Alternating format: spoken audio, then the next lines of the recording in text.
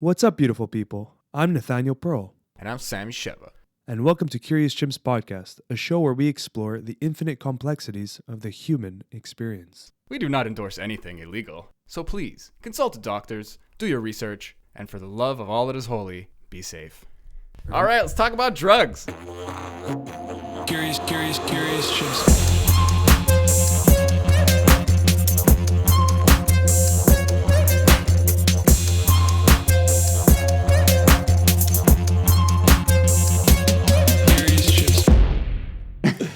Let's get the research. I reached really. Are we recording? Are we up? Everything's. Yeah, we're good. Well, let's just keep talking. Fuck it. Essential oils. But yeah, I mean, as much as I am a big fan of everything natural, I still have my logical brain and scientific mind. So, first and foremost, there are some research on it. So, Yeah. But let's not get too much into the hype neither, because there's also the placebo effect. Yeah, no, it's It's important. proven fact. Like one of my favorite sites is actually Self-Hacked and also examine.com. You can put the name of the plants, the substances, and then get like a big list of all, Cool. what are the real benefits, I'm going to look that up. That's awesome. without the placebo effect. If anything, you use that information to kind of direct the placebo effect. Mm-hmm. To just be like, hey, help this along. You don't need the placebo effect because it's some kind of like proven side effect or direct effect. But just to be like, feeding into it, giving it some momentum, which maybe, I don't know if that's good or bad, but if it's going to help you feel better, who cares? Yeah. As long as it's an educated approach, too.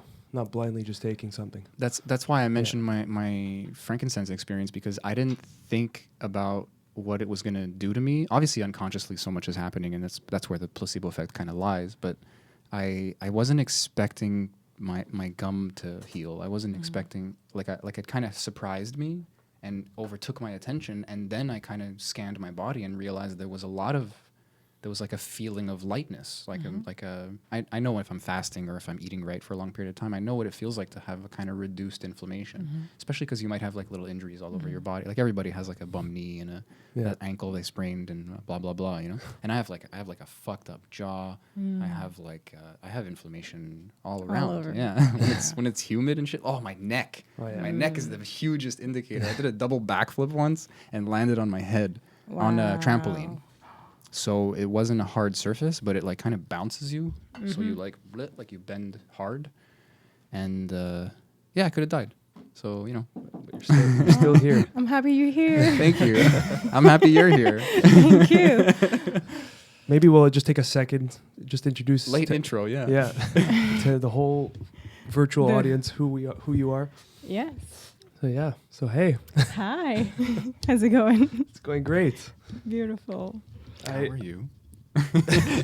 How I am doing fantastic. Thank you for asking. I think I connected to you through Adam, a mutual friend, and he was telling me about how you serve Kambo as for medicinal use, and it's fascinating me. I never actually participated yet. I was a little bit hesitant at the beginning from all my research, but it's something I'd like to participate in one day. And so that's how we connected. Yes, through the magical traditional medicine frequency. Let's call it that. Yeah. It's a big wave, man. It's a big train for a lot of people to meet. Yes. And what's cool is a lot of people already know each other. Like you start getting that kind of synchronicity thing. Anyway. Oh yeah. Just wanted to throw that in there. It's cool. And we also have a mutual friend. I don't know if you remember Shaheen. Yes, Yeah. Shaheen. He's a special soul. I love him. I met him. He showed me his back, and he had like these down his spine. I saw him at ceremony, and I'm just like, what the fuck happened? Well, very courageous soul. Oh yes, Very Shaheen, courageous soul. when He I goes see him at all in, yeah. all, he's like an open soul. He's like, Angie, I trust you. Just yeah. And I mean, he can probably tell you his experience, but yes. He's like, I would brother, love to I hear purged so much. It was so nice. It is a very liberating experience, that's for sure. I mean, it is an intense experience, like a lot of Amazonian traditional medicines out there, but it's a very, very liberating and has a very a harmonious way of doing things, body, mind, and spirit. Nice. Yeah. So Would very you potent. Do you feel like a lot of the purging itself is what you're referring to, or obviously the whole experience is more than that? But Yes.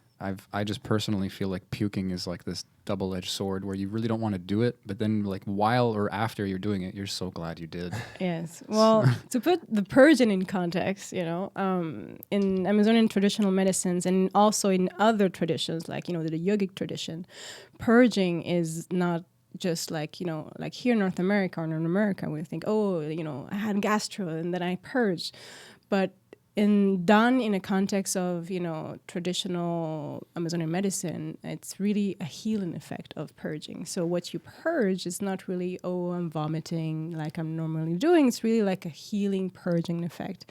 So in terms of Kambo, the secretions, after it's put on the body, we start the process. There's like multiple chemical processes that start, and one of them is really, there's a purging effect of your liver, your gallbladder, and also from your stomach. So all those gastric juices, either the bile from those organs go into your stomach, and eventually it is brought up to the surface by the purging, the number one purge that I call it. Because there's many types of purges that happen during this type of processes.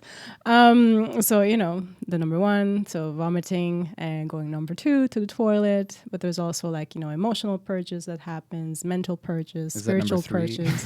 I mean, after number one, number two, I just, tell the list.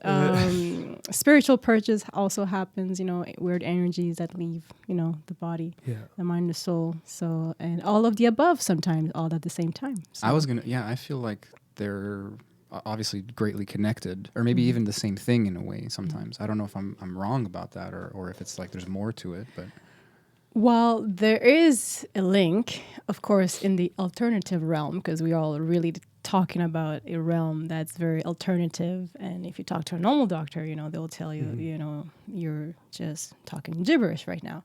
But in the complementary alternative health and arts, healing arts, we say that, yes, oftentimes there's a link between a physical blockage, so, something that's of the matter, and there's also a link, with something emotional or something, from the psyche realm. So sometimes when you purge, that matter, there's a mix of everything that comes out at the same time. And in the purging process that happens with Kambo, then, you also see different layers of purging that happens within the person's process. At the beginnings, it might be a little bit lighter. Then as the time goes, it goes deeper into what comes out. And it's oftentimes very surprising what comes out of a person, at least what I see in the bucket. Of course, I don't go and check what happens in the number two bowl. I leave them into their own process in the bathroom. But it's the same type of process that also happens in other Amazonian traditional medicines like ayahuasca. Or if you go and experience a traditional, for example, shipibo, like a retreat where they'll put you through multiple types of vomitos where you'll have to go and purge different types of times with different plants, and so this cleansing is part of the healing process. But also for me, it's not only for psycho-spiritual healing, but also it could also be amazing for personal development as well, and also even beyond as well. Maybe just for context, for those who don't know what Kambo is, we could just break down basically what Kambo is exactly and the process of administering it and how someone receives it.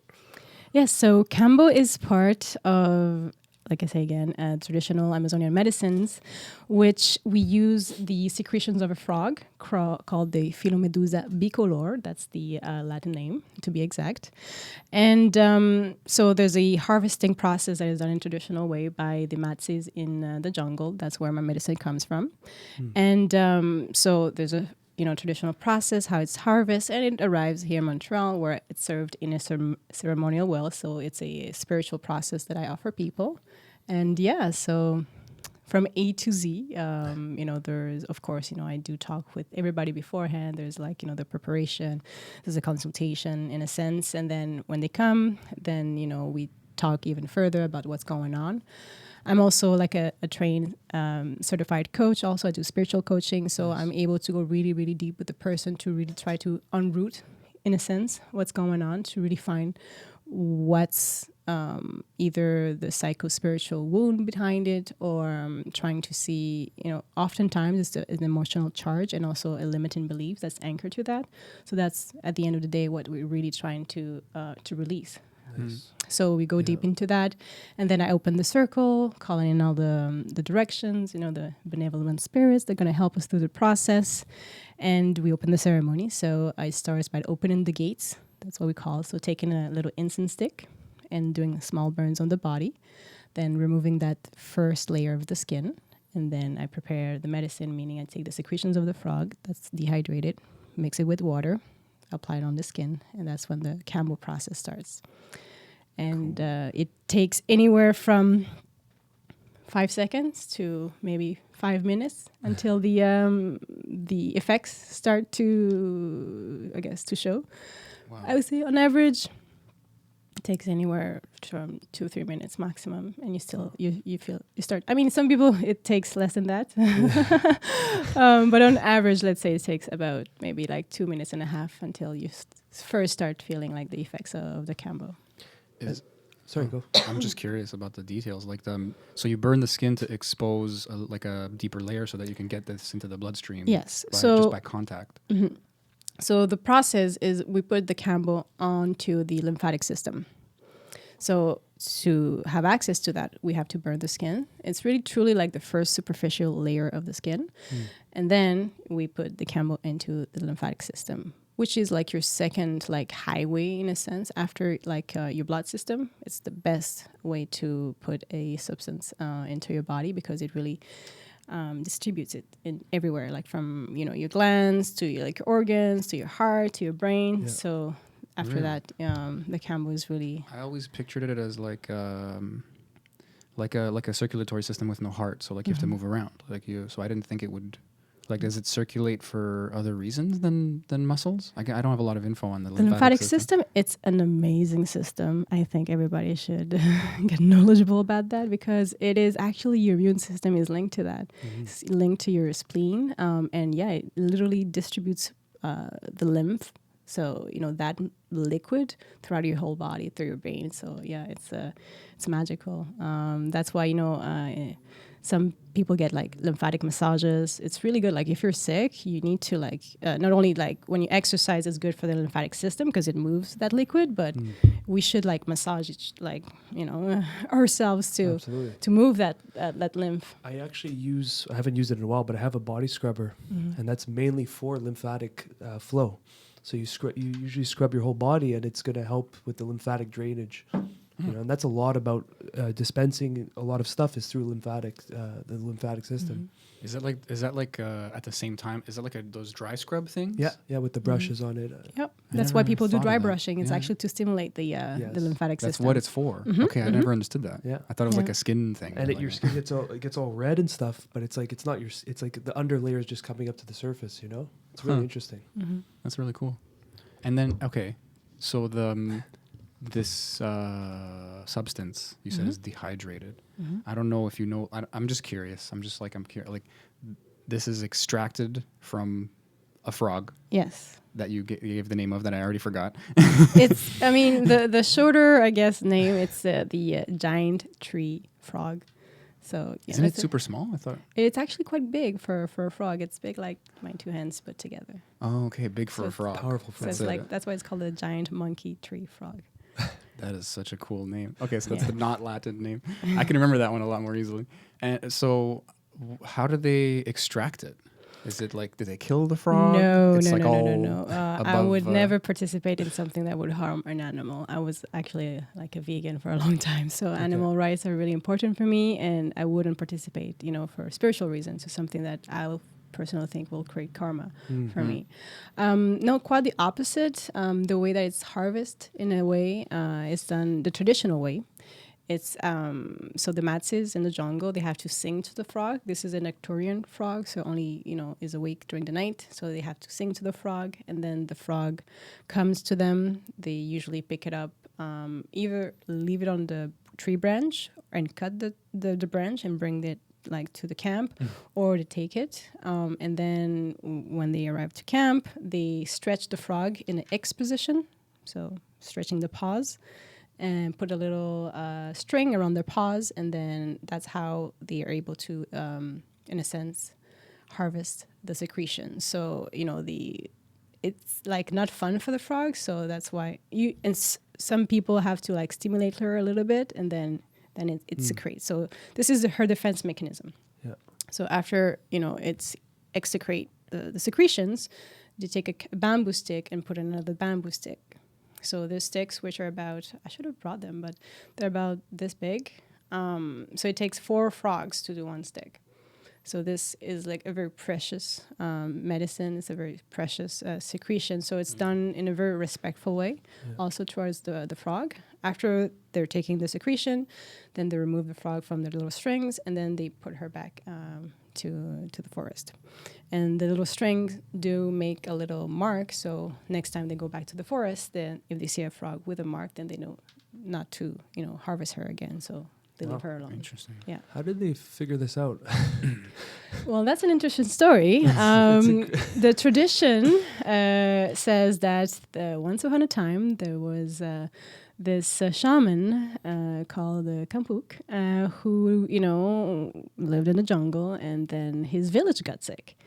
So, he tried all his remedies, his plant remedies. He started to feel, what's going on, what I'm going to do. So he took some ayahuasca, drank some ayahuasca, and the ayahuasca told him to go in the jungle to find this tree, and this is where he'll find the remedy to heal his village. Wow. So he went on to this quest, as shamans do, into the jungle, found a tree, and found this frog on this tree. So he brought back the frog into the camp, into the village, drank more ayahuasca to figure out how he was supposed to do this. And then the ayahuasca showed him how to apply the Kambo medicine. It always amazes me that these stories, even behind how ayahuasca was created, it's like you ask these people and they say, as the plants told us, they directed us how to do all these things. Exactly. That's hard to comprehend, but when you sit and do ayahuasca, you understand that there's like an intelligence speaking with you, and it's like there's a real communication happening between you and the plant that you ingested. So it does make sense, but from the outsider view, it's like, the plants told you, right, but it's literally what's happening. Literally what happened. We thank grandmother ayahuasca for all her blessings and wisdom. So the shaman drank the ayahuasca gave him the instruction manual, and then he healed his village. So and since then we say that this is a conscious exchange between the frog spirit and for humans to help us heal whatever normal, I guess whichever normal ways you're trying to do. If that doesn't work, a lot of the time Kambo might help. That's it. I heard it's like nature's vaccine. That's what someone told me. It kind of acts like, it just expels everything that's not necessary, and then a lot of people report they feel like reborn afterwards. It is like a big reset. That's for sure. That's for sure. It is not an easy process, I would say. It's very challenging because the effects are kind of intense, but it is a major boost. Think about it. It's like, when your car battery is dead in winter here in Montreal, then you have to like boost it. Well, that's exactly what it does to your system. This little outside help. But is it like a poison that gives you kind of this strong immune response, and then your body comes out stronger, or is there some kind of like direct medicinal effect or something like? Well, first, we don't call it a poison because it doesn't kill nobody. Okay, cool. First thing to put out there. Is there a danger in manipulating the frog? Like if you just touch it? No. If the secretion goes into your finger, after a while, it might start to burn a little bit because it is quite potent. Even when I mix it, like I put a lot of water, if I do it a lot, I might have some little blisters. Oh, yeah. But it's like you won't die from it. Like cool.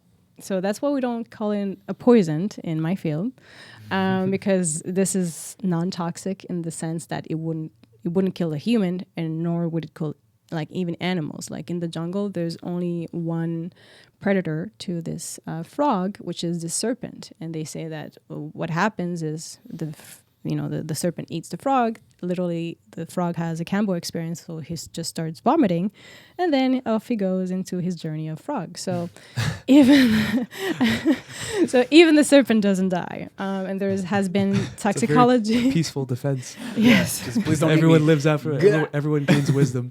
And who knows? Maybe this serpent after that has enlightenment effect and then becomes a vegetarian. Like, I mean, there's no reports about that, but I'm sure he has a nice boost. Yeah. That snake's just really strong. After. Yes, a super snake. Feels good for a long time. That's so cool.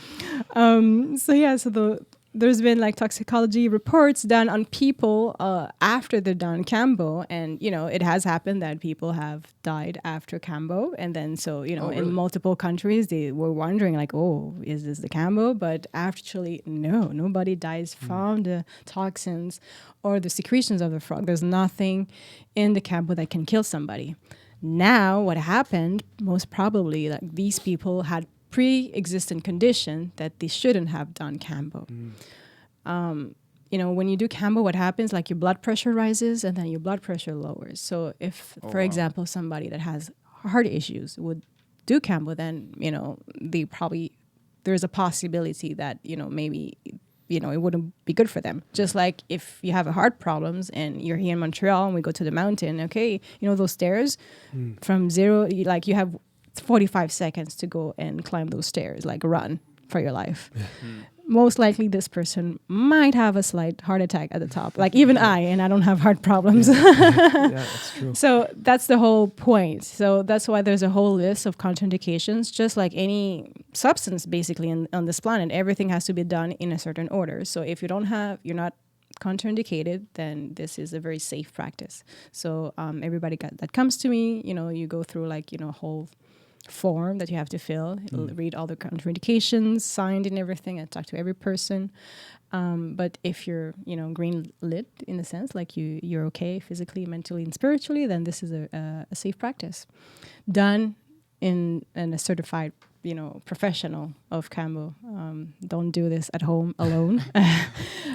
This done under the hands and the supervision of a professional. This is very safe. Yes. Well, it sounds like you need a lot of like physical information, and you need to have like a kind of knowledge and of the process and the quality of your substance and everything. Like it's very mix. It is a mix of professional, like a mix of skills and knowledge and everything. And then absolutely, you said you have this coaching background as well, so there's a lot of the intentionality and what the person might be working through and talking to them after. And we just talked about it also. I forgot what we called it, but like a debriefing sort of.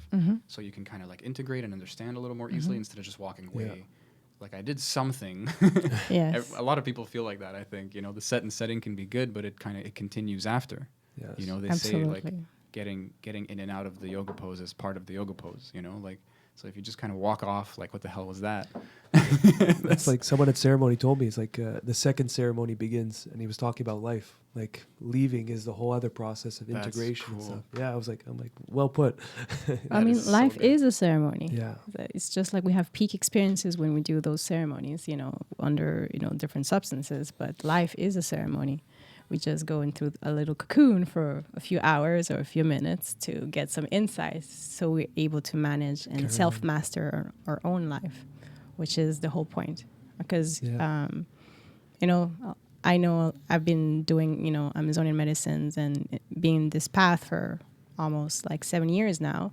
But I've evolved into incorporating multiple things from all my, my backgrounds that I have. But one of the, I guess, downside is some people just stay in that field for like over 20 years and still don't get the lesson. So intentionality in being aware of why you're doing something and also taking responsibility outside of ceremony is truly key. Yeah. Yeah. That's a tough lesson sometimes, because you get sometimes tricked into the illusion that you do this and you feel good for a few weeks and I got it, and then that wears off, and then all of a sudden you didn't integrate what those lessons were telling you to maybe something small is just changing something in your life, and you didn't change it, and you just fall back into those old pattern wheels that we're all operating on, so that's a tough one to realize sometimes. I think not a lot of people talk about it. I mean, once you're in the circles, it's all you talk about. But from the outside, a lot of people will be like, "Oh, I had depression. I took ayahuasca, and it's gone now." And it's like, well, if that happened to you, good for you, man. Mm-hmm. And for me, that's not my experience at all. Mm-hmm. And it even caused the depression for me, And it's half like not integrating properly, not knowing how to, not even understanding that I should, And there's you're in the care of people for a time, and then you have to go back to the second ceremony, to you have to walk the walk. You have to be out there and carry something, hopefully, that you've learned,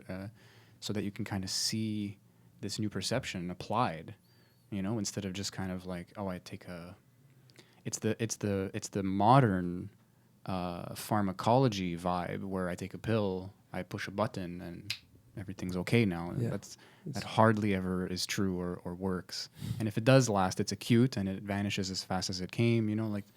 It's what's the word? It's like it's almost disingenuous. It's like there's a lot of hot air all of a sudden, and you think you're good, and it's the substantial part of it is what's substantial to anything in life, is where you put in the work, where you put in the attention, where you actually integrate, where you think about it.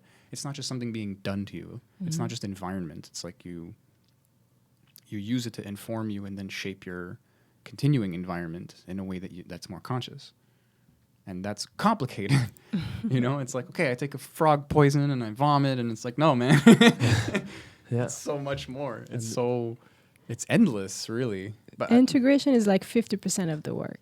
It's truly 50% of the work, because you can have all the peak experiences and all the afterglow on the planet. Like, oh, I feel amazing. Like, oh, I feel enlightened. Like, we all went there. Like, you take nice medicine and they're like, oh my God, I'm cured of everything. But everything that goes up comes down eventually. But what those substances offer you is truly like a support, like energetic support, but also physical support for you to have, at least for a couple of weeks, have that clarity to see what you need to change and take actions and make your plan. Yes. And implement it, because you can plan all you want, but truly like your personal power in life is, doing it. And also, if we take it even further, the real difficulty is,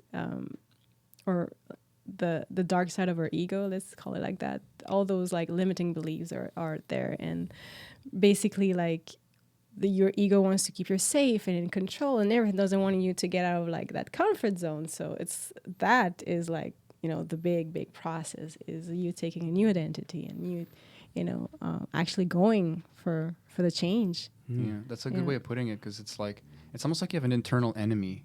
Like, I don't want to demonize the ego too much, but there really is this like need for stagnation with the ego, because it's just this biological, like this cellular idea of keep things the same, don't change, and then it translates into so much weird stuff about like when it kind of trickles upwards into your like higher minded functions, and then and limiting beliefs are like a huge part of my life right now. Just looking at them and seeing what they are, and if you can go into a ceremony or like a medicine experience, anything really, and think, how can this help me? Maybe that's a flimsy, you'll see after, you'll see as you go, it might evolve, but to think, how will I stop myself? What is the real stick in the spokes? It's not going to be an event. It's like, this is a spiritual thing. This is an internal war, or an internal understanding, an internal, what's a better thing than war? It's your process. It's your human journey. It's your hero's journey. Like, we go out and then we find the medicine and we come back with the wisdom. So that's literally. But it is a circle in that sense. Like, where the trip ups are going to be almost, and maybe you don't know exactly what they look like, but like, you're going into the dragon's cave. You're expecting to see a dragon. Maybe you don't know about the color of the dragon or the size of the dragon, but you're like, okay, this is going to be a problem. How can I mitigate this or And it's weird. I know it's not that simple, because sometimes it's just this kind of acceptance practice or something. It's folded up, it's complicated. It's like origami. You pull one thing and messes up something else. If you folded something wrong like 10 folds ago, it looks weird now. Like, it's a funny thing, but I find it interesting because I used to avoid that thought process maybe with anything, like I said, not just like plant medicines, but this idea that like I'm kind of my own worst enemy. And I'm really, my limiting beliefs, the things I'm perpetuating, maybe unconsciously or maybe out of fear, out of some kind of ego, maybe I'm proud of some of these things. You know, like I could call myself realistic or grounded, but I'm actually pessimistic. I'm actually just like fear driven. You know, that you have to mess with your labels and see like, oh, it can be this or it can be that. And limiting beliefs are huge because your beliefs are what drive you. They're what stop you and what start you. And if it's a limiting belief, it's like it's worse than stop because it's like it starts you, but it keeps you in a bubble, and you think you're getting the job done, but you're in a snow globe.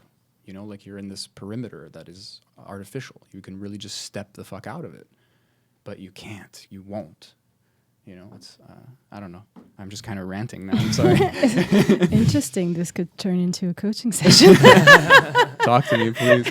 Tell me. Well, one of the things that I heard is that you said that I forgot it, but there was a key word. I usually write. I've been journaling now too. That's helping me a lot. While I listen to my clients, I write everything because I know like my memory. I'm so into the moment that I just forget whatever you said 5 seconds ago. But it's really about I'm all about like my soul mission is to bring people from fear to empowerment to freedom. And the first thing is really you cannot look towards your ego as an enemy. I think that's the word that you use, because if you identify it as an enemy, then there's automatically like a resistance. So ideally, you could give it a name, but it's best to either be friends with it or see it as, something in a work in progress. Because again, the ego just wants to protect you and give you the illusion that you have control or keep the control that it has on you. So if you see it in a better perspective, or more positive, it gives it also, in a sense, less power over you. Because at the end of the day, Beep, beep. Not me. My phone. See, the universe agrees. It's really, what do you identify as? Like, do you identify as your ego? Do you identify as your mind? Do you identify as the awareness behind everything? I think that's the Achilles heel. Like you can. From the observer perspective, you're going to be a lot friendlier towards your ego because you understand it's a part of you.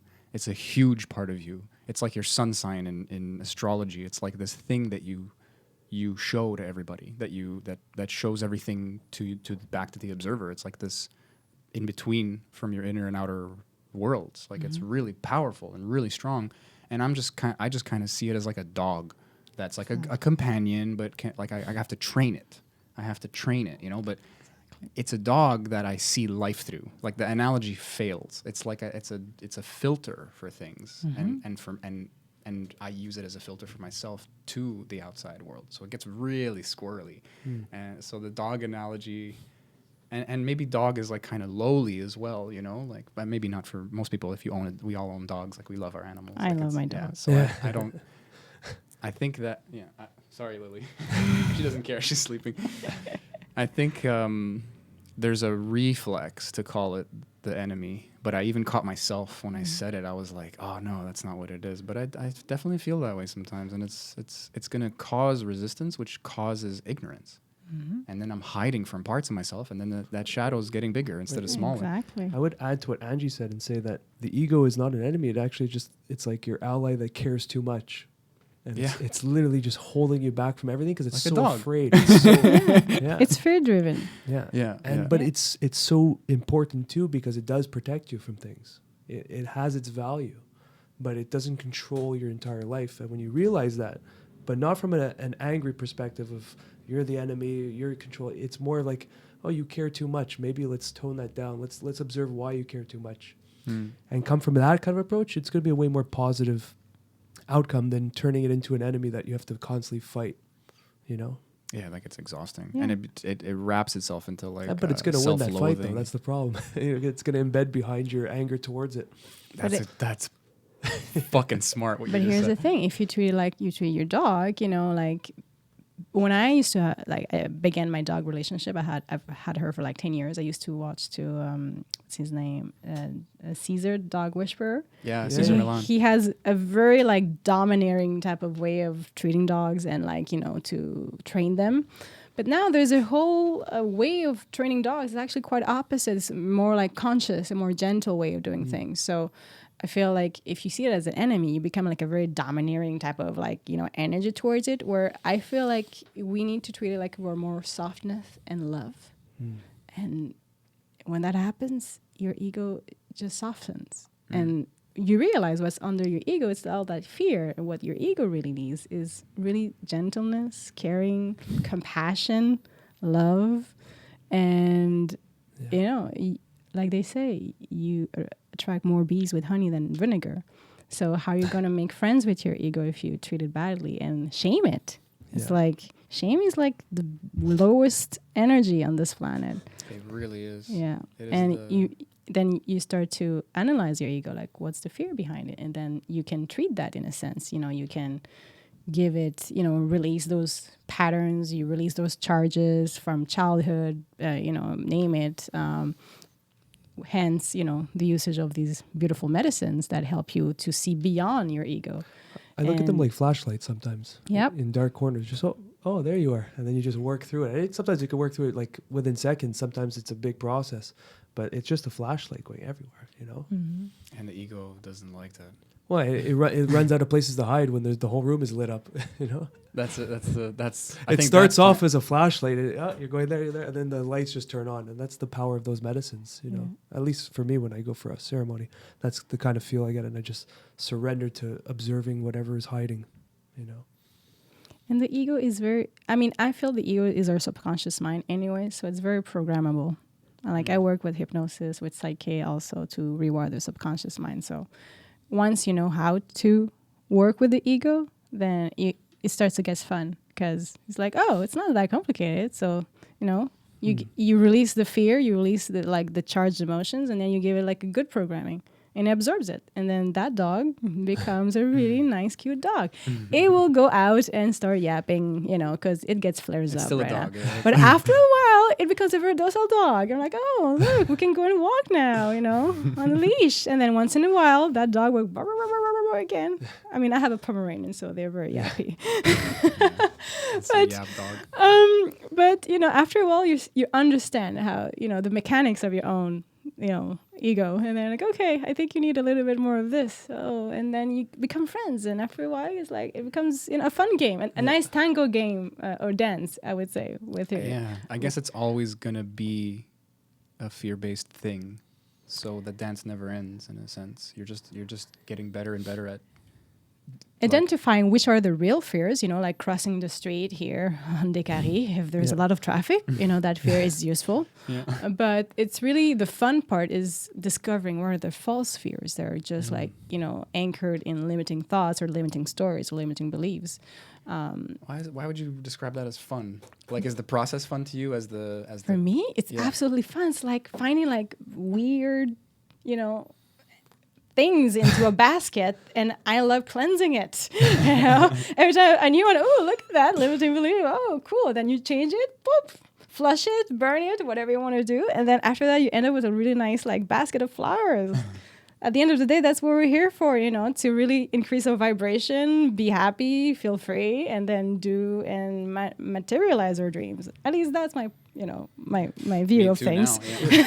It's so much easier to do that from that place. It's a playful approach, because in the end of the day, as serious as we think this life is, it's a giant. It's not a giant game, but it's a fun experience. Well, it's a game of games. It's it's a trip. So you might as well, at least dealing with your internal ego and everything, make it as fun as possible, and just look at it and organize the basket into a beautiful bouquet. Yeah, anything can be fun. Sure. Colors, decoration, whichever, whoever you want to flow, but and then another thing. Look what I found here.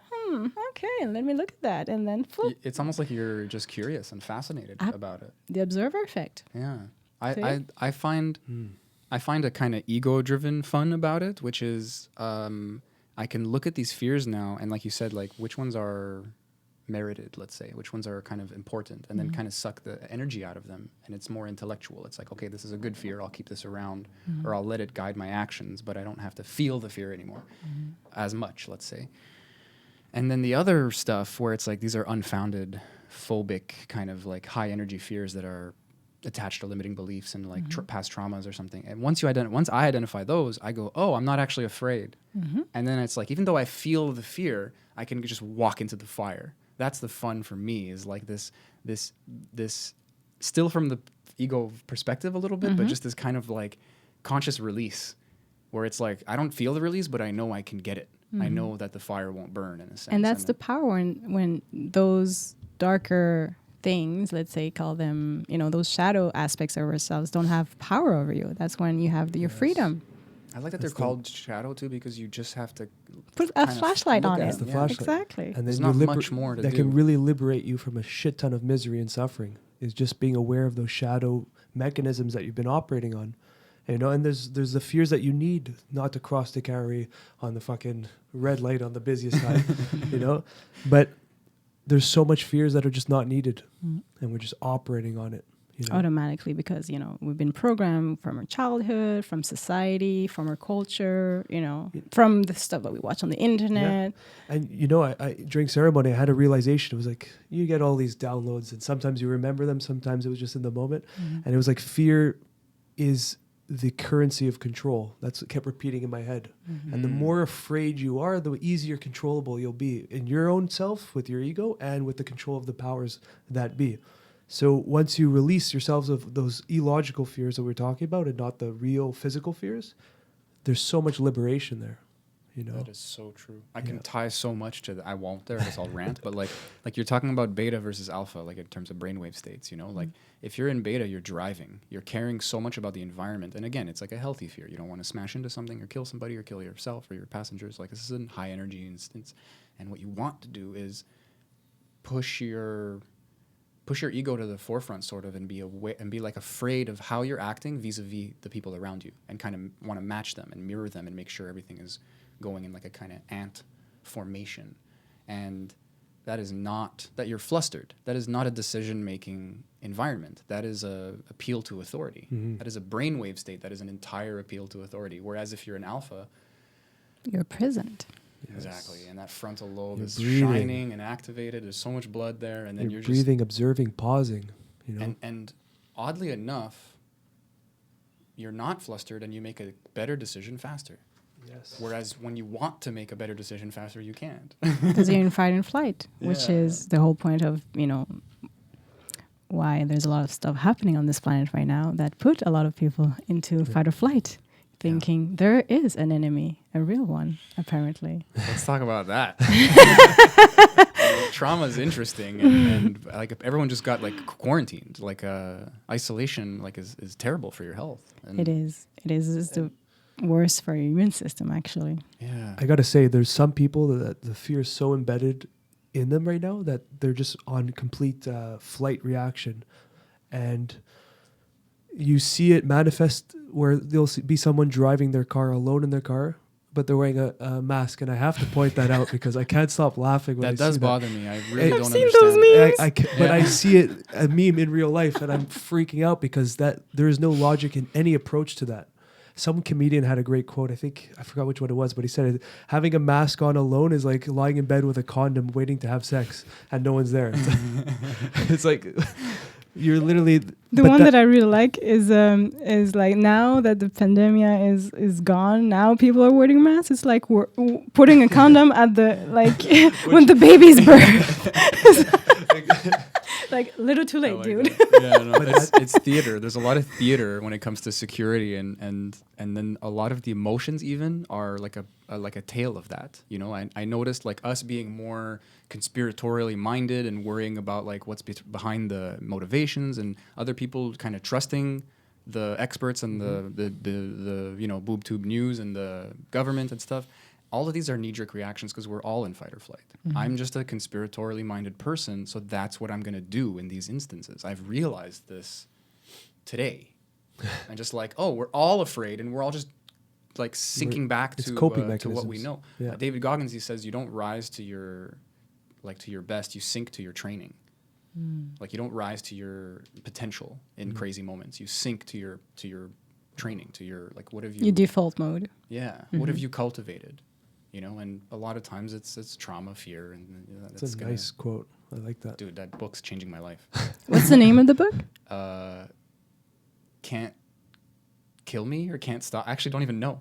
Can't stop me, something like that. I think it's Can't Stop Me.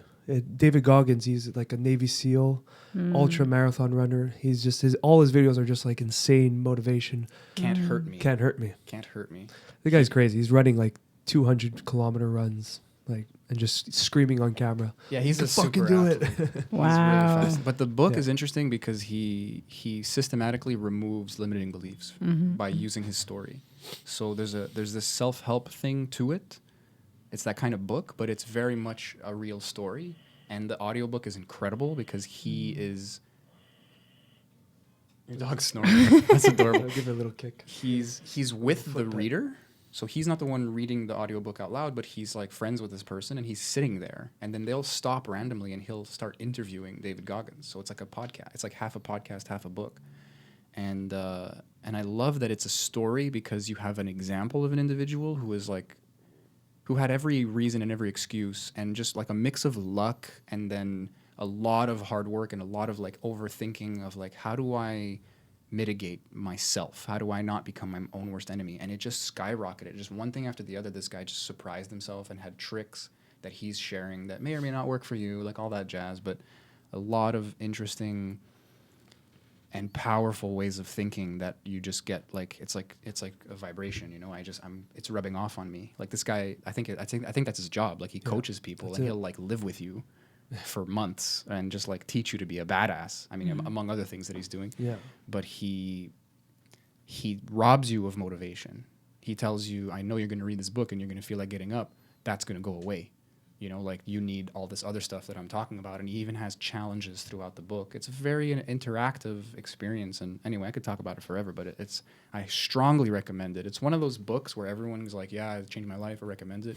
This is really a strong one. I've read a lot of those books. A few people. Yeah. Dude, it's great. Wow. Like I ran for an hour the other day. I've never done that in my life. Before that, sometimes I'm working out and I'll do like 20 or 30 or 50 reps of something, and then I'll say do another 50. Like I've never thought that way before, but this guy has pushed his body so much that my limiting beliefs have fallen off a little bit. They're damaged because I realize I don't know what my body is capable of. And he says, you don't know what your body is capable of because your mind is weak.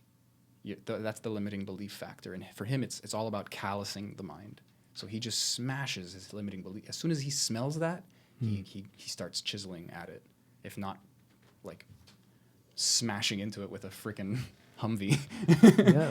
Well, I think 90% of the work is really mindset work. Big time, yeah. Whatever you believe, you can achieve. Yeah. That's one of my beliefs. So whatever you put your mind into, you can achieve. Yeah.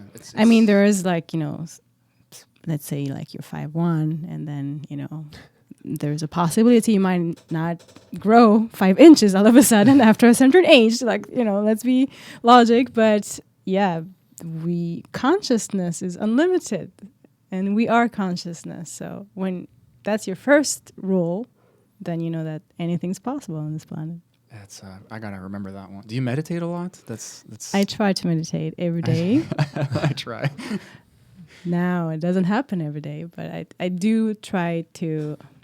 Actually, no, I am committed of doing like at least 1 minute of mindfulness every day. 1 minute, that's really micro. That's a beautiful number. That's the minimum. But every day is we talk about it a lot, like consistency over intensity.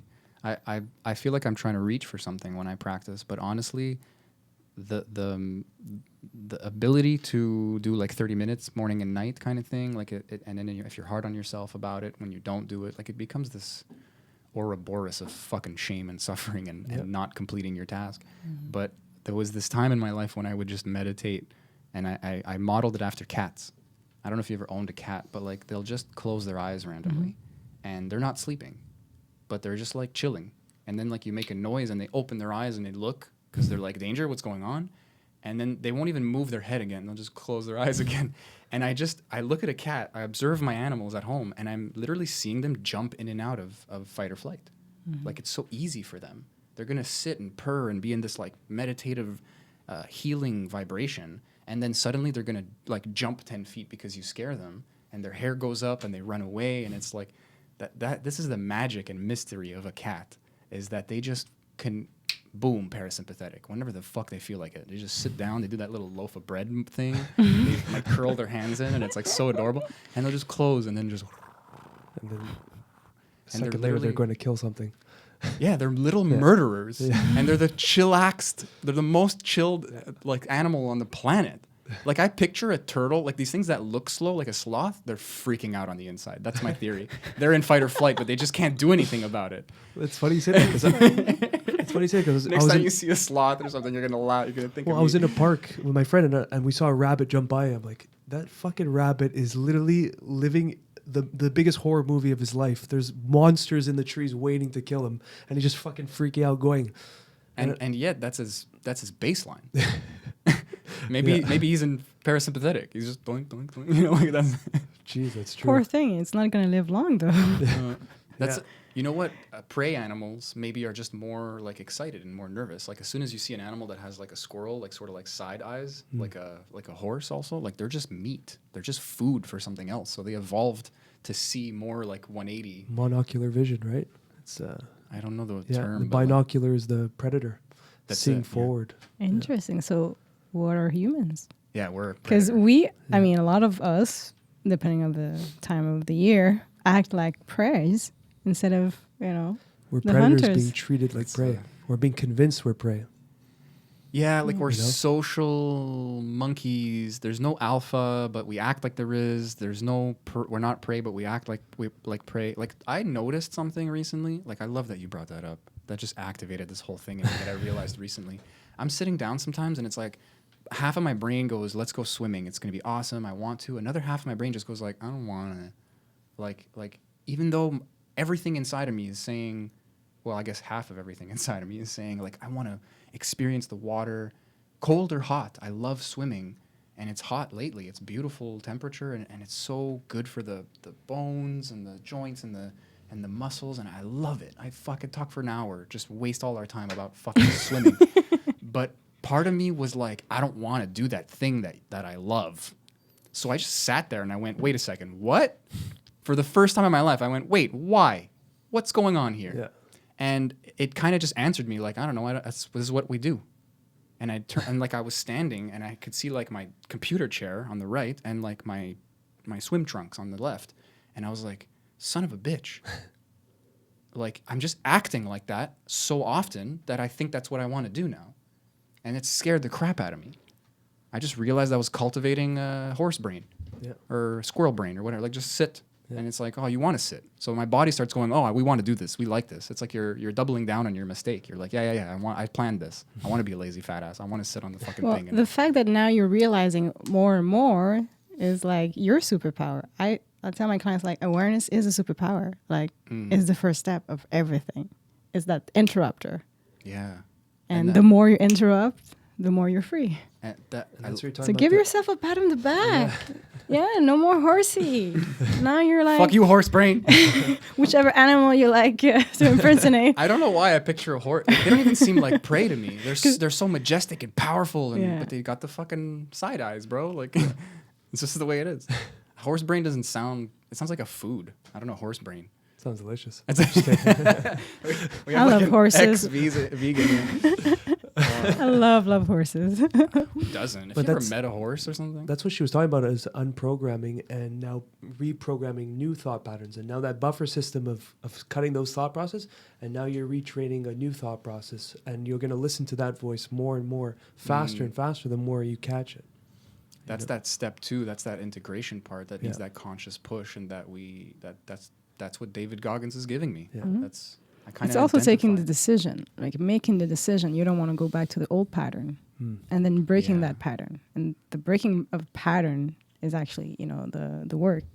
That's the real work. That's it. Like that. That's something I have to kind of still grow up in that sense. And I'm not hard on myself about it. I've come a long way, but there's the choice And then it's kind of like a value that you hold. And you understand that you would make that choice. But then you have to realize that you have to keep consciously making that choice every second of every day for the rest of your God fucking blessed existence. You know, like it's a maturity thing. Like I said at the beginning, it's a maturity thing. Like I wish I could just kind of take the pill. Even if it's an internal work and you face your demons and all this stuff, you got to keep doing that. There's this quote. But if it was too easy, we wouldn't be here for like 120 years or something. That's like a good point. We will play the game boring. of life and get it like in 2 minutes and it'll be done. I never thought of it that way. Like I always say, the medium is the message. And that applies to life. Yeah. Like there's a speed at which things happen. Like I am a monkey guy. I am a human being. This is the message. And goes. Those choices are the fun parts, you know? Yeah. Well, they can be. Or they can stress you out. But then getting out of that, even though it doesn't feel fun at first, you can start picking the weird parasites out of the plant and being like, that's fascinating. You know, I almost laugh sometimes when I have that modality. It's like you could be looking at yourself or another person, but you just go like, oh, look, that's a big one. You know, like ooh, look at that one. Let's dissect it. You're like a kid picking boogers. You're just like, whoa, exactly. Look at a huge one. Yeah. Pick me a winner. That's the humility in it too, right? Yeah. It's just having that not that it's not serious, but just enjoying like treating it as a game. Keeping the humility with it and laughing at yourself constantly It's too. a pleasant humility. I think when I think of humility, it's kind of like defeating. It's a somber thing, you know. Instead of humility, like this is a. I never talked about humility that way. Usually, it's like you have been defeated, you have lost, you were wrong. Now you have been humbled. You are humiliated. Humility. There's a big difference though between humbleness and humiliate somebody. Humbleness is actually a power within yourself that you know, like you don't know anything really, truly, and then you're humbled. But yeah, no. That's a positive thing because then It's now you're it's actually one of the open. biggest virtues that you can have on this planet, you know. Yeah. That's how you recognize the masters, you know. It's the cocky ones that, you know, they're still in being a slave to their own ego. Yeah. It's actually like one of the highest things that you can embody is being humbled. That was The one of my perpetual earliest. But it's weird how the language puts something as beautiful as humbleness and actually treated like, you know, you've been humble. So it's Yeah, funny it's how like a that punishment. happened. Yeah, That's it, not. exactly that, and that's Yeah. a shame. That's a backdoor to shame. Yeah. That's interesting. I'm gonna listen to this podcast as soon as we're done. I got a lot to learn here. That was one thing I was blessed about is doing martial arts. It was like you were humbled, but not in a shameful way. It was just like getting your ass kicked every day. Eventually, you're just going to get tired of getting your ass kicked, and that's where the humbleness comes in. You know, sometimes for some people, it takes 6 months of ego getting beaten. Some people, within a week, they're already asking the question, okay, how do I improve? So having that as like a cheat sheet into life now, I can apply that formula to whatever I do because of that process of martial arts, which is constantly being humbled, realizing you're not what you think you are and that you have to improve and grow from where you think you are to where you want to be, you know? Yeah, and if you don't have it, you're going to create it, and that's where that self-defeating limiting belief thing comes, because it's not healthy. If it's exterior, then you're coming up against real beliefs. Yeah, And real limits, I should say, and I guess you're building better, more realistic beliefs. But your internal limiting beliefs are, I don't want to say artificial limits, but they're self-imposed, whether you realize it or not. And that's interesting to say. Like maybe I didn't have enough of those in my life, and then I started giving them to myself because there was a kind of natural stagnation and a kind of like a very direct, like, hey, look where you are, look where you could have been, look where you're not, look at other people, look at peers. I know comparison is a trap, and Big slippery. no-no. Yeah, and yet, you know, we're social beings, and we can't ignore it either. But I guess it's a part of the ego to be observed, you know, to compare in a healthy way. I want to know, like satsang, like in yoga, like you talk to people, and you allow your ideas to float external, so that people can go, hey, that's weird, bro. Why do you think that? And maybe they're picking out from the plants for you a little bit. Maybe they can't for you, but they'll be like, hey, bro, what's that? You got to pick that out. Anyway. But he said something really that I wish everybody knew is, and truly, I remember, you've seen those memes on Facebook where like there's a little dude on the floor and he has a boot on his head, and then like, you know, before plant medicine, you just see the face, and after plant medicine, you realize you're doing it to yourself. That's exactly what happens. Like when you realize that you've been acquiring and absorbing all those beliefs your whole life, well, oftentimes after that, you're like, shit, fuck, it's all my responsibility. But after a while, you're like, well, then the fun part begins. Because like, well, hey, if I, anchored it, then I can also remove it and consciously create your new reality and the new beliefs that you want to do. That's the empowerment. Consciously. Absolutely. Now you have the keys to the car. You're not just driving anymore. You can decide what's coming in, what's going out. Yeah. Putting AC when it's hot. Yeah. You're not a passenger And anymore. I maybe from the outside, from the wider perspective, that might feel overwhelming, but it's actually empowering is the word to have, because it's, fuck yeah, you have the control now. It's I prefer the word command though. Command? Be in the command. Yeah. Because control is also illusionary. That's It's true. one of the tricks of the ego. We don't control nothing. Words. But we could be in the them. command, Yes. on having the steering wheel, the command of your life, That is of better, your thoughts. Yeah. It is a But better word. control, like There's you no can't even control. control your breath. Barely. Barely. Yeah. 4 minutes. What's the maximum record? I think it's 7 minutes. Something Some around there. dude when Yeah. What, something. holding your Holding breath? it Hold your breath. Oh, there's It might be longer, about there's 9 or long. 10 minutes now. 9, 10. Wow. I think it's going up. There's in the 12s and stuff. Oh, yeah? Like that. Wow. Yeah, but they do like crazy techniques and a lot of conditioning. Yeah, and stuff. yeah, But yeah. anyway, you're right. Like you can't. Barely, let's say 12 minutes. Yeah, that's it. Like you're not okay after those 12 minutes. No, either, no. like I mean, my maximum, I've tried, Wim Hofing. nice. I think it's like 2 minutes and a half, 3 minutes, but I haven't done it like every day, but Yeah. I'd like to improve that number. But 12 minutes, wow, I'm impressed. That's insane. That's crazy. I thought I was doing great with 2 minutes and a half. Can't compare. That's the True. See? Awareness. we're getting there Yes. together. That's the beauty of being human. We fall down these little ego trips over and over again. Yeah. But I love like a lot of people that I talk to, I guess because my interests are bringing me into circles like this, and a lot of people we have on the podcast are careful about how they speak. Mm-hmm. And I like that because just that little change, command and control, like semantics are very powerful, especially Very in powerful. my life, but in everybody's mind, like whether we realize it or not. And control is that I am controlling the outcome. Mm-hmm. And command is that I am directing the ship in a sense. I don't know Exactly. the weather. I don't know, like my crew might have their own ideas. Like it feels like you're the captain. You have a lot of decision making, but a lot of that is based on your environment, what's actually happening. You're not the god of everything. You're of God, and you're the Lord, let's say, of your life. But you can't even like You can't control the weather. Like you say, you can't control anything, but you could be in command. You can be resilient. You can find, answers, solutions to whatever is in your ship path. Mm-hmm. But most importantly, like you said it, we are the cause and not the effect of our lives, though. So once you take the command, then you always take responsibility for being the cause. And the words are very, very powerful. Like in all religions, you do prayers. If you're Wiccan, you'll do spells. But the truth is, like, we do command a reality with our words. So the words are really, really important, and definitely have a ripple effect into, the laws of the universe, basically. You work with hypnosis, so you know about neuro-linguistic programming and stuff like that. Do you use affirmations in your Absolutely. life or for treating other people and stuff? Absolutely. I feel like I can't use that stuff right. I'd love some pointers or something. Yes, well, a belief is created with repetition. I mean, there's many ways, so you can have a belief created during like a heightened experience. So, either by trauma or a positive experience, like an ecstatic experience. Then you anchor an affirmation, which becomes a belief that's anchored into your body.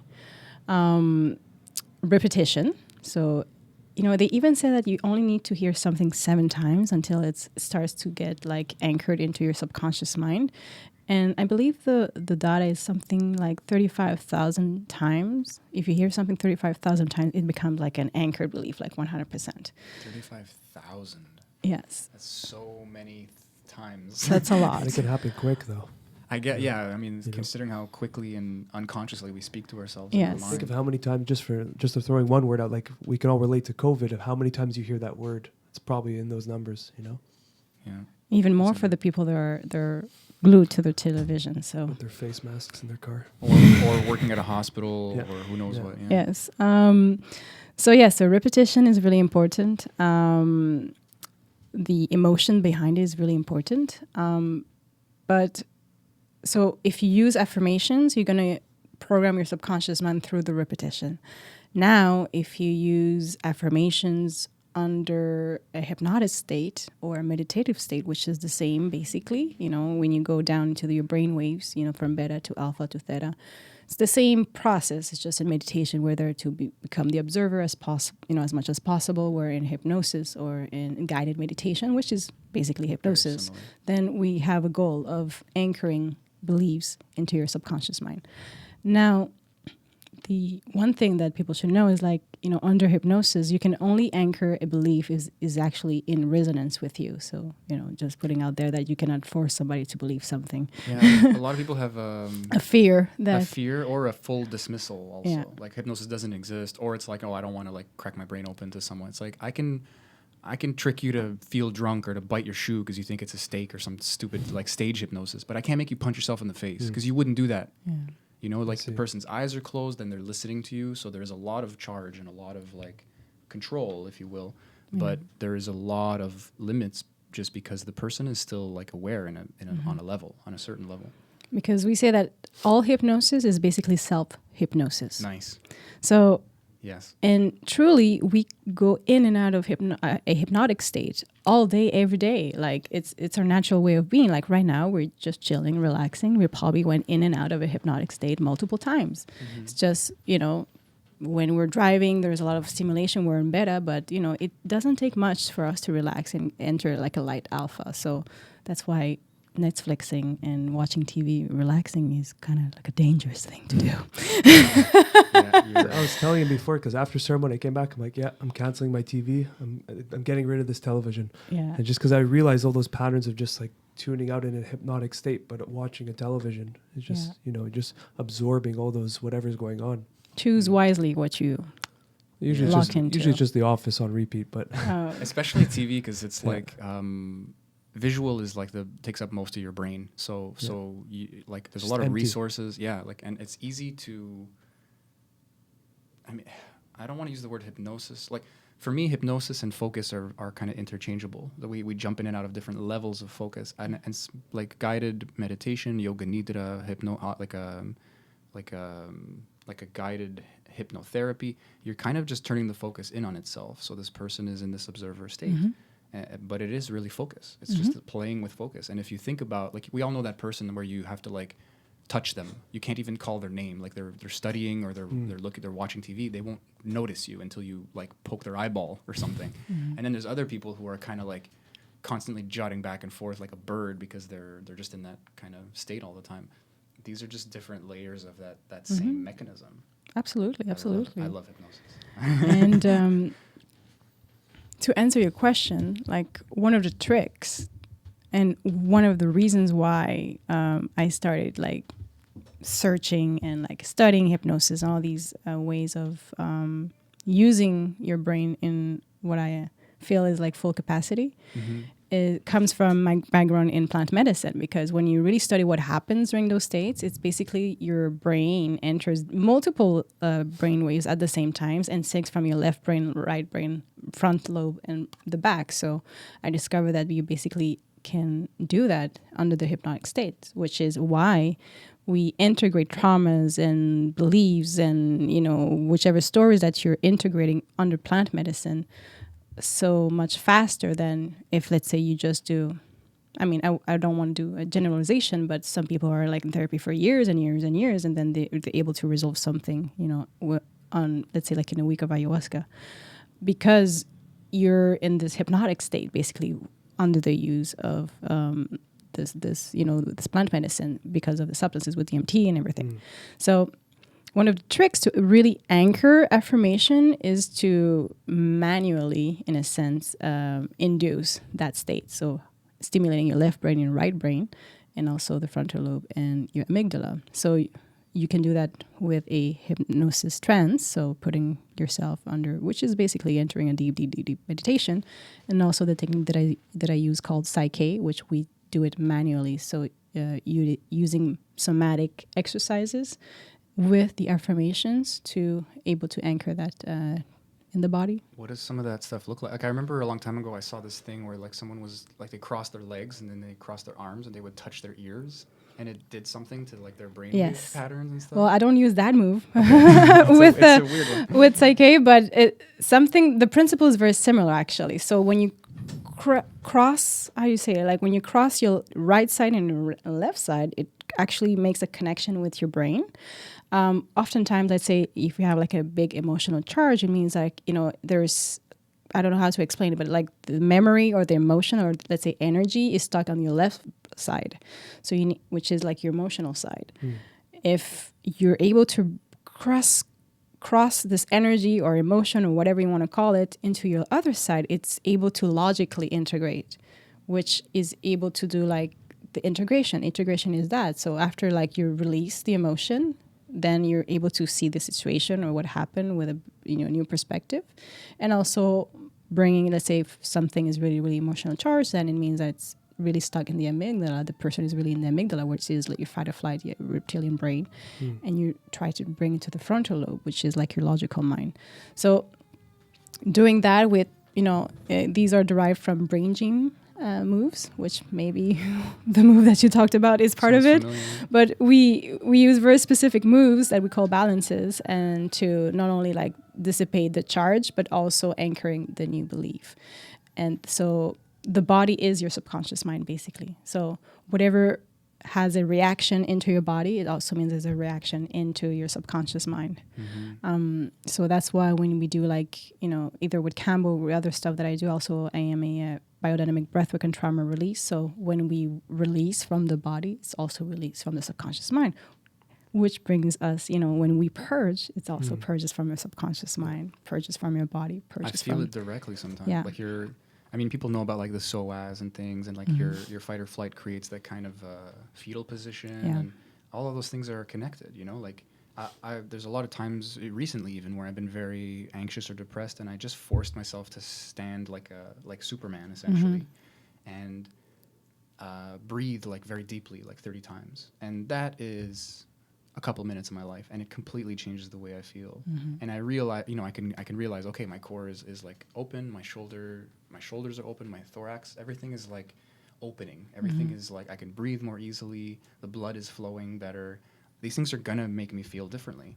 And then to think that if it's not a chicken egg thing, like they just affect each other in this complicated but kind of direct feedback loop.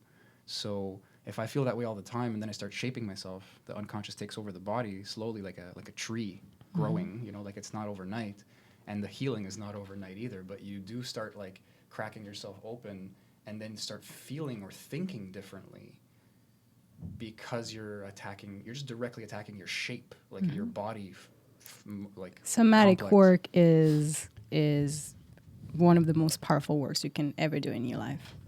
And then you're saying that you turn that into like a left brain thing, which is really, that's the spell, like the magic we're talking about words. Like so it's like, that's why I say it's like manually inducing something similar that would happen, let's say, under deep hypnosis or maybe even plant medicine states. And then it's like putting your body into a state. It's basically syncing your left brain and your right brain and bringing you into a unified state, which is where first you get access to all your resources at the same time, which is your emotional side and also your logical side, which brings your wisdom. So your inner wisdom is brought to the surface also, but also is the perfect state to also anchor new conscious beliefs. Because like I said, like we have multiple subconscious beliefs that we've anchored, since childhood that we didn't necessarily choose. But now, like, instead of having that belief, what do you want? Like, what would you like to believe instead? About yourself, about life, It sounds like opening, like if you ever play video games, like you can open the console and then like put cheats in like your PC. Yes. Like it sounds like the same. It's like it's the same.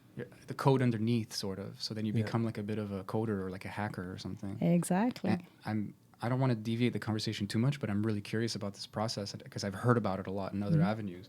And one question I have, I think I kind of know the answer because it's hard work or help, but how do you like dive into theta? Like how do you just get theta and then you can like toss in affirmations and Well, the theta state is a little tricky because a lot of people actually fall asleep in that state. Yep. So, when you're like trying to meditate, you guys ever done like a 10-day silent retreat? Yeah, Something? We did, Like sometimes like you're falling asleep and you're like, okay, let me get some, peppermint oil or something. Some people get like agitated. It's like it's telling to your personality a little bit. I don't know. I'm not sure. I'd love to dive into that too. But yeah, like I was one of those people who started drifting off. Yeah. So it means like you're getting like in those theta waves type of thing. So the trick is to bring yourself up. So open your eyes, wake yourself up a little bit, and then go back and meditate. But you don't need to go into theta to actually anchor beliefs. Most hypnotherapy is actually done in a alpha brainwaves type of state. And what happens if the client goes into theta, then they fall asleep. A lot of times they don't really they don't remember what happened during the session, but it doesn't really matter because at the end of the day, if the therapist, you trust that they continue with, reading the script or giving you whatever you guys decided, then you still anchor it. But you yourself, you don't need to go into theta to actually start your self-hypnosis. Okay, cool. Yeah. That's actually relieving. I just feel like I couldn't do it unless I was like a avid meditator, let's say. No, it's actually quite easy and quite fun. I get repetition either way is going to help, right? But doing it alone. Most importantly, it's like your self, like what you're telling your self speech inside of your head. Like, be really, really mindful about that, and like really take the command of what you're telling to yourself. And every time you catch yourself with that awareness, like think the opposite and say it out loud. Like saying out loud does something also because it resonates into your body. I've been doing that, but not out loud. It's like a cognitive behavioral therapy trick that a friend of mine, I'll even snap the elastic here and realize that I'm hurting myself unconsciously and kind of turning it into something conscious. Yeah. And then replacing the, let's say, self-defeating thought or self-loathing emotion or the limiting belief or whatever, choose it, pick. Because at first I thought it was kind of surface like internal dialogue, but then once that got cleaned up a little, there's just this other like underneath the water like iceberg kind of thing. So much more that is less evident. But I'm gonna start doing it out loud and just kind of. Because I know the value of that too, but I guess I didn't put those two together. Like you are listening to yourself. Absolutely. It's like a part of your brain is doing the listening and a part of your brain is doing the talking almost. Or I guess that is the way to. It's interesting. I got to do that more too because I'll correct something in my mind, but it won't necessarily be said out loud. And I can already picture the difference in just putting it out there. Absolutely. It's also, whether you believe it or not, you're not only hearing yourself saying it, but you're also feeling it because, in your head, there's a vibration. But if you say it out loud, like your whole body resonates. And if you add in like the energy and the emotion that you want to put behind it, it's even more powerful because now it's somatically. Like now your body get a resonance of what it feels like. In and out. So it's very, very powerful. Like that's something I really heard you say before also, like when you're talking about making affirmations and taking the time to feel what you need to feel, like to integrate it or to make it feel true or to whatever it is for the, the specific affirmation. But I haven't been doing that either. It's just kind of like busy work. Whereas if I stop and take the time, it might be a little more intimidating as a task if I'm feeling lazy or something, but it's going to, I want to say feel real, but it will feel more real. Like it'll be more real because I am invoking the emotion I want the affirmation to invoke. I'm taking the time to feel the way I want to feel. I want this affirmation to make me feel.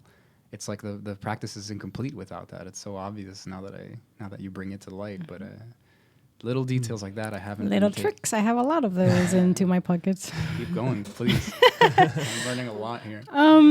But what I would say is that like healing and empowering yourself, it's not like there's no magic pill. It's a process. The reason why I do all these different modalities and offer all these different tools, it's because I see how first of all they integrate really well together, but also they're all applicable in different phases of your own evolution. So sometimes, you do need to do like more trauma work. So really go and cleanse those like negative emotions that you have within yourself. They're linked with the limiting beliefs. Put that into light. And after that's, release or cleanse, then the fun starts. You anchor in the new belief, like the new conscious belief that you want to believe in yourself. It's all about changing your identity as well. So because, it is a process of changing, learning, transforming, which is once you get, you see how fun it is. It's fun, but, of course, like if you would have talked to me like 5 years ago and say, oh, this is horrible. Transformation is horrible. All this purging and suffering. But it doesn't, like, after you found other ways of doing things, this process actually can be quite enjoyable as well. Now I'm no longer believing like you need to really deep suffer. It could be done with ease and grace and love. Yeah, that is a belief I have. I mean, maybe it's kind of true right now. Maybe it's a limiting belief, but for the time being, or at least until recently, and a friend of mine who practices and offers similar services, let's say, she told me like you have to eventually learn that you don't need to suffer to learn or to grow. And I was like, whoa, like I didn't hear that. Like I couldn't integrate that. I mean, I heard it, but I realized this instant like screen, like that just did not or could not get through in terms of my beliefs. And hearing you talk now, and I guess with my recent experiences, able to hear that for real, I do just see it as like this fun project. It's like the project of all projects, because you are sharpening the axe that is your entire being. What's the most important project of your life anyways? It's you. It's your self-discovery. It's like coming back to yourself, to your essence, to like just embodying like your pure essence and your pure self. And that, it just like, you go to the garage and change parts of your car. Then sometimes you have to take a look and go a little bit closer and do a little bit of repairing. But at the end of the day, it's coming back to your own divinity. Yeah. So that's the goal is enough to be happy about, but it can be a labor of love, like just in general. But I mean, with that as the goal, let's like, I didn't mean to interrupt you, but like going back to your own divinity. Yes. That if you understand what that means at all, if that resonates into any kind of experience for you, that just must be something beautiful and like smile inducing. I'm smiling right now. I just like there you go. It's a lightness and so it's honoring your own satsang, the satsang of your soul. That's really nice. I am having a lot of fun talking to you. What's next? How much time do we have? We got like 10-20 minutes. I don't know if you have if you're in a rush. So it's 3:50 now. Yeah, I still have 10-15 minutes. Let's respect the time a little bit, but yeah, let's flow with it. We're stuck here. But that's such a nice way to approach it, though, because when you recognize your own divinity, you can just start testing yourself in different situations. How will I respond in this kind of environment? Not giving into fear. I'll go to this place or whatever. I'll try this experience and see how I'll react to it and what lessons could be found there. Versus if you were dictated by your fear, you would never even look at any of this as a fun option. It's just like this terrifying option, I had that a lot when I went to Thailand for a month. I would just get into situations, not dangerous ones, but situations that are like, maybe most people would be like, that's fucking are you out of your mind? But more like, I would just see how things would respond or how to react in this kind of environment, because I knew I'd be okay and whatever. I'm not talking about anything crazy here, but just these playful tests with yourself to see how you'll be. It gets kind of fun. You're constantly just pushing the line, seeing how far you can really go. Life becomes a bit of an experiment. That's it, And it's fun. Yeah. It's a half game, half experiment. Maybe sprinkle on a little, not seriousness, but like sincerity. Even though it's a game, you're trying hard. Even though it's an experiment, you're playing a game. Like you're one and the other. Like I don't know, this formed as a mantra, I guess, or just a belief system. But I always approach everything now. Maybe it's from my years of psychedelic use, but that everything I'm doing is happening. But I'm also this awareness that it might just be a fucking like a legit illusion or simulation, that at any given time they'll just take off the game and be like, yo, how'd you do? So I keep that as like everything I do in my life, there's those two sides to the coin that are always operating, because I'm not fully convinced that this isn't just like something that someone's just going to pull me out of, and I'll take the glasses off and be like, oh, that was a fun game, that was a cool experience, I was this guy Nate for fucking 27 years, 28 years, You're at an arcade like Rick and Morty style, Nate 3000. And with that, obviously I don't do crazy things like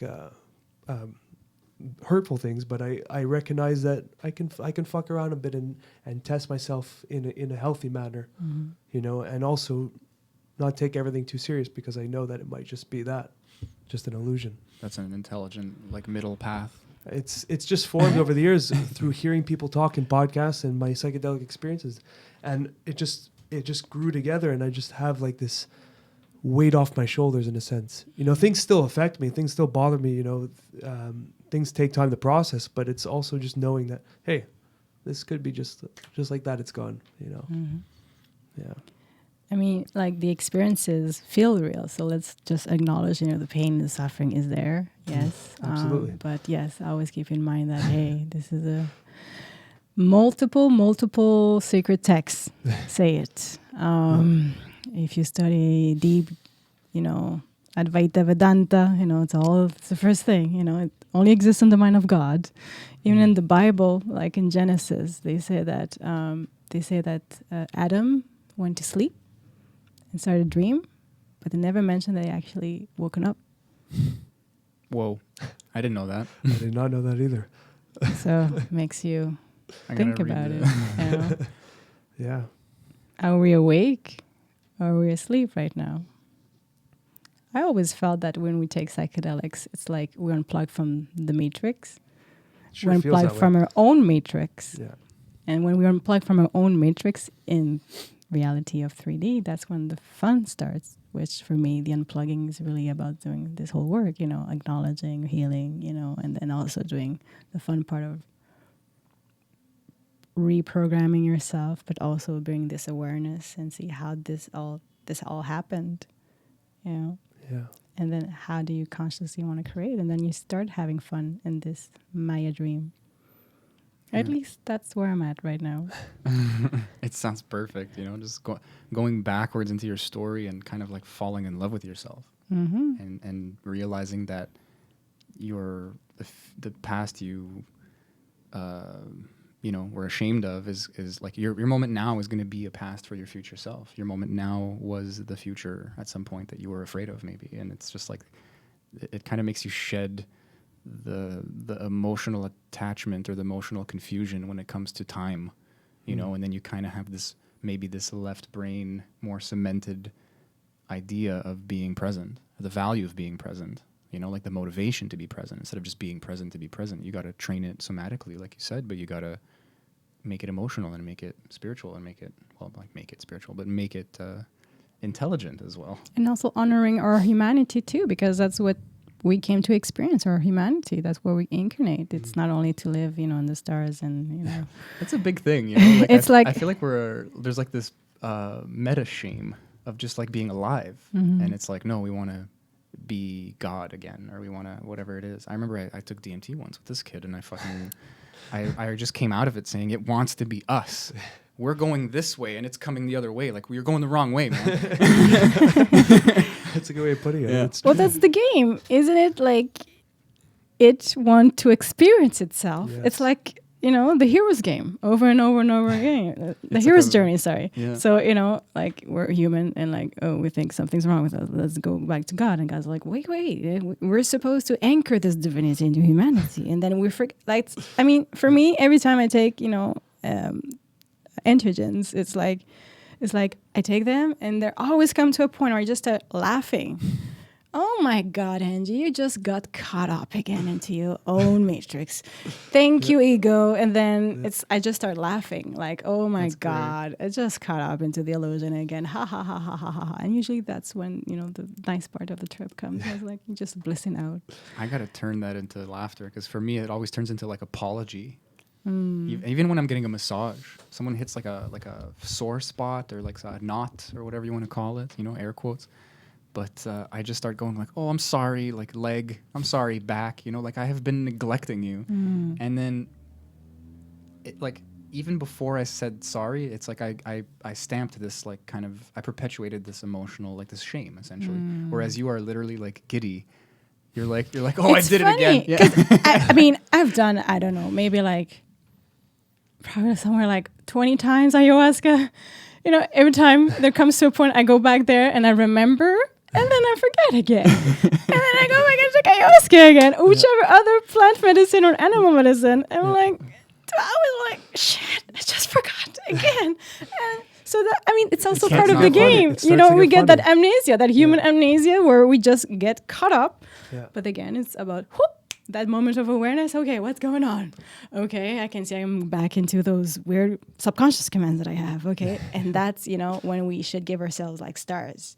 You know, sometimes I make like clapping hands in my head, like when you catch yourself, it's like yes, big win of consciousness. Like all of your guides and ancestors, this what else would they be doing? They're just like, you're doing great, man. Yeah, we did our best, and you're doing your best. It's awesome. Just go Get back in there. Yeah, let's go. Yeah. We'll see you soon enough.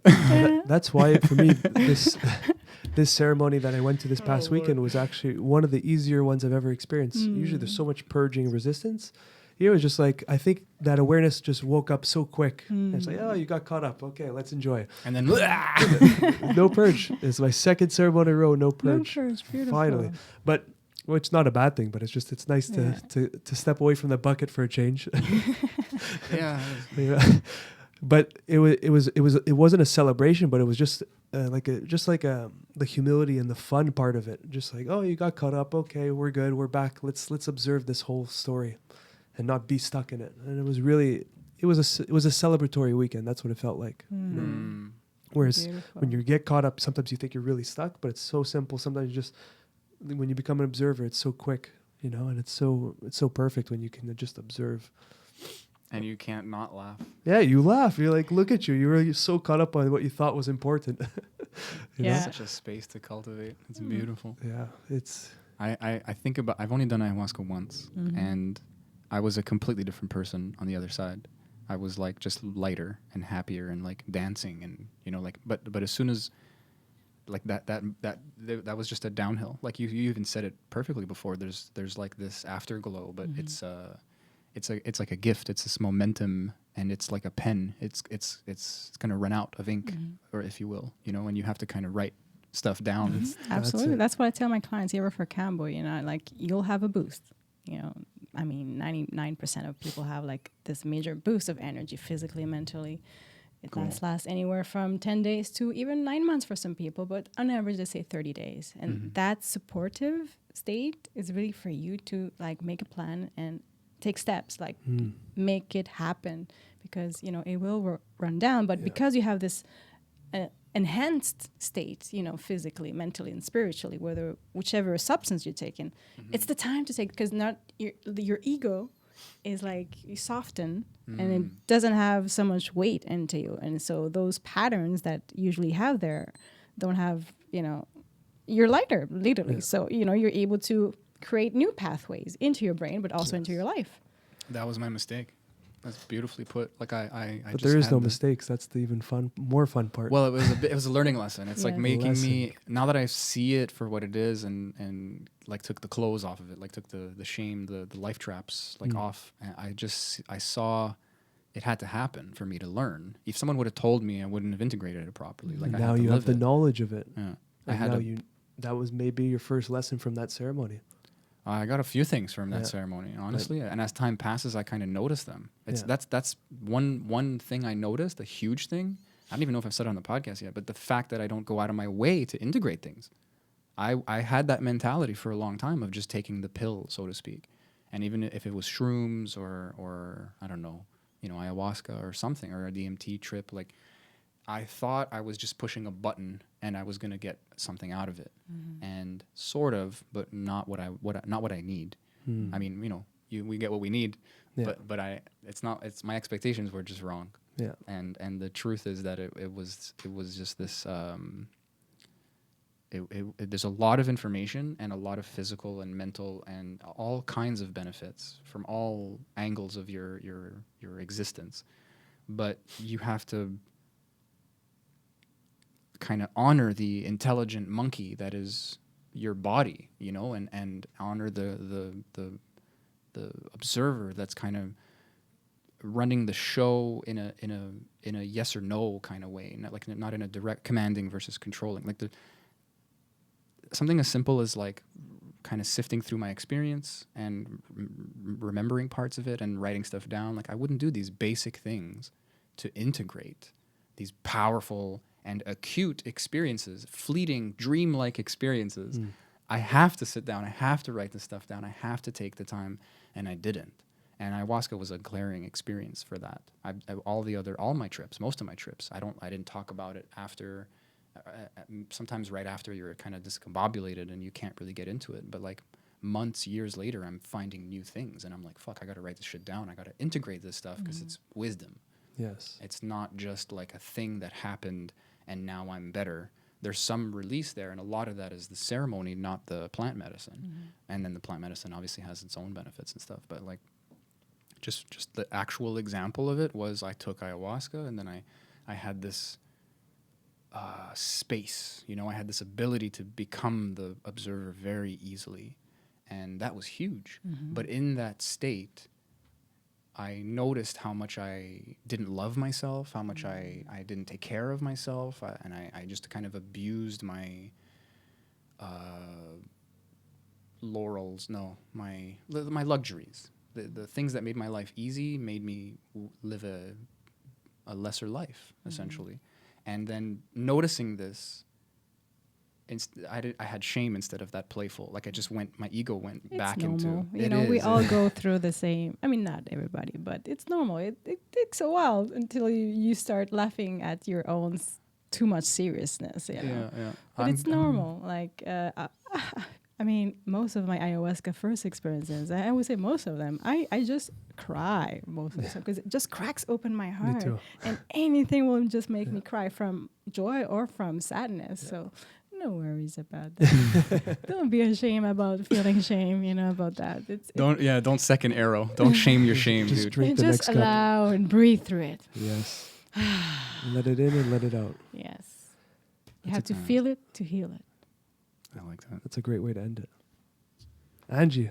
We could talk forever. Eh? That was amazing. This was really fun. Thank you. You got to come back. Thank you. With pleasure. Now I'm like, man, I should start a podcast myself. Absolutely. So this is fun. I honestly recommend it. You have a lot to say, a lot of cool stuff, a lot of experiences and info. And well, you know, with COVID and everything, it was time. different. But now maybe I should just, you know, invest in, and then I'll invite you over. Hell yeah. And then we can continue the chit chat. You know, 1 week here, 1 week there. Let's do it. Please. I can't wait to talk to you again, honestly. Oh, thank you. It's been an honor to talk to you both. Thank you. You guys are really fun Likewise. to talk to. Thank Thank you. All right, everyone. Stay curious. Peace and love. Stole your line, Sabi. How dare you?